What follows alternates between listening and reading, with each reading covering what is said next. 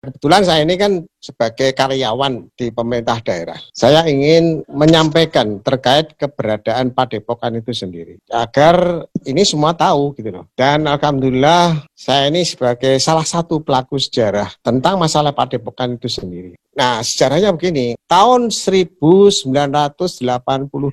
Nah, kebetulan saya ini kan sebagai karyawan di pemerintah daerah. Saya masih remaja pada saat itu. Namun saya diberi tugas untuk menangani masalah tanah-tanah yang dikuasai oleh pemerintah daerah. Tanah-tanah yang dikuasai pemerintah daerah itu banyak banget. Tahun itu, tahun 82, ada pengajuan surat dari P dan K. P dan K itu belum berintegrasi dengan pemerintah daerah. Dulu masih vertikal ya, itu departemen khusus ya. Nah, kemudian mengajukan tanah untuk keperluan SMP 7. Ya, SMP 7 itu sekarang berdampingan dengan Padepokan itu, persis yang sebelah timurnya itu. Maka ini riwayatnya.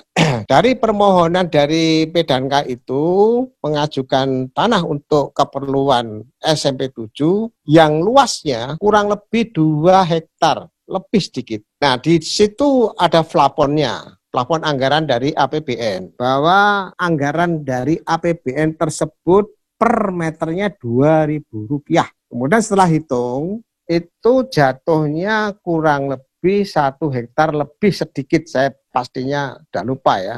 Kalau yang dimohon itu 2 hektar, tentunya kan masih kurang, anggaran itu terjadi kekurangan. Nah, kalau tanah-tanah negara, khususnya tanah bengkokan itu ada aturannya ya. Aturannya bahwa tanah-tanah bengkok itu kalau digunakan untuk pembangunan harus ada penggantinya. Karena tanah bengkok itu umumnya digunakan untuk kegiatan pertanian, sawah dan lain sebagainya. Nah, oleh sebab itu tanah yang digunakan itu harus digunakan untuk sawah kembali, artinya digunakan untuk tanah-tanah yang produktif ya. Itu aturan.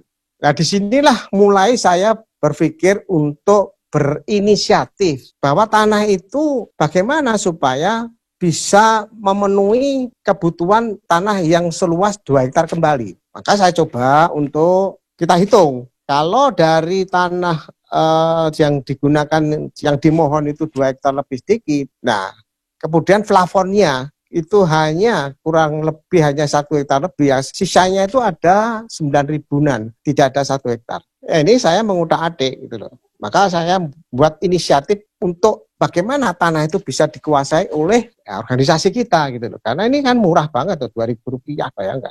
Nah, di sini saya mulai untuk membuat telan staf kepada wali kota pada saat itu. Nah, setelah saya ajukan nota dinas kepada wali kota, saya dipanggil. Tanya, ini gimana kok tanah kok bisa dijual, itu maksudnya gimana loh? Ini kan plafon yang ada itu kan tidak cukup, Pak Wali, bahwa kalau dibelikan tanah lagi tidak cukup, padahal luasnya jatuhnya kan berkurang gitu loh. Nah, terus ini maunya dijual. Iya, dijual pada masyarakat. Loh, siapa sing tuku? Saya carikan Pak nanti. Padahal saya inginnya saya jual kepada Sejahtera gitu kan. Yang penting Pak Wali ACC dulu. Oh ya sudah, kalau memang ada segera aja. Ini saya setujui, segera nanti laporkan saya ya siapa yang beli.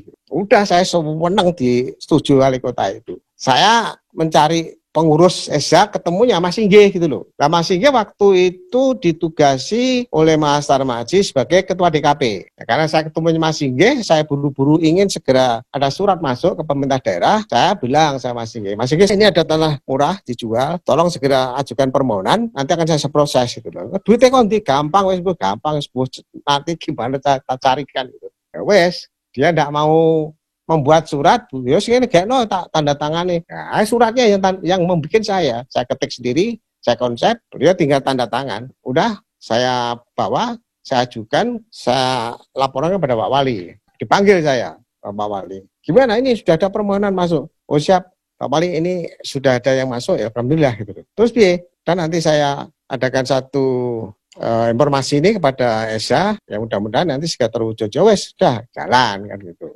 Terus berikutnya saya kepada Mas Inggih lagi untuk memproses kelanjutannya. Nah, kemudian Mas Masih dengar, niki kok ujuk-ujuk kok Mas Inggih mengajukan tanah. Nah, akhirnya dikit agak, karena ini ada miss ya, akhirnya sampai ke Mas Imam. Terus saya dipanggil sama beliau. Saya, Mas Inggih, Mas Maji, Saya suruh menjelaskan. Saya jelaskan permasalahan ini. Saya tidak melihat dari siapa yang mengajukan, Mas. Yang penting ini dari Setrate. Jadi kalau memang ini di-handle kepada pengurus pusat, ya monggo saja, saya tidak ada masalah. Yang penting ini aja. Oh gitu, ya sudah nanti diambil alih Dik Maji aja. Gitu.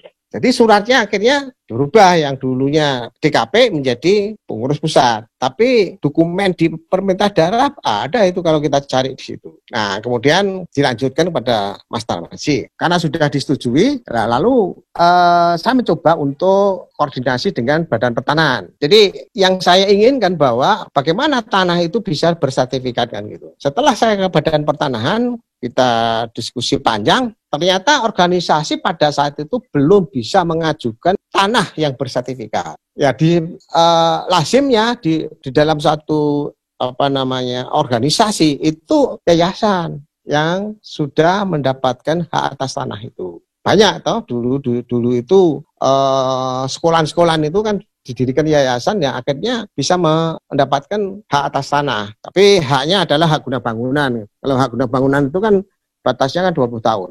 Tapi bisa diajukan kembali, diperpanjang istilahnya gitu.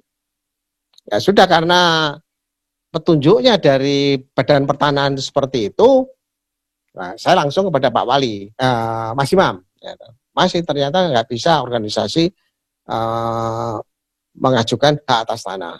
Ini bisanya yayasan, Mas, supaya membuat yayasan gitu. Oh ya sudah, kalau memang begitu, karena kita juga punya notaris, artinya warga Setrate yang profesinya notaris, yaitu Mas Darmo Sudagung dari Malang itu. Ya udah, akhirnya rapat ya, udah langsung diproses.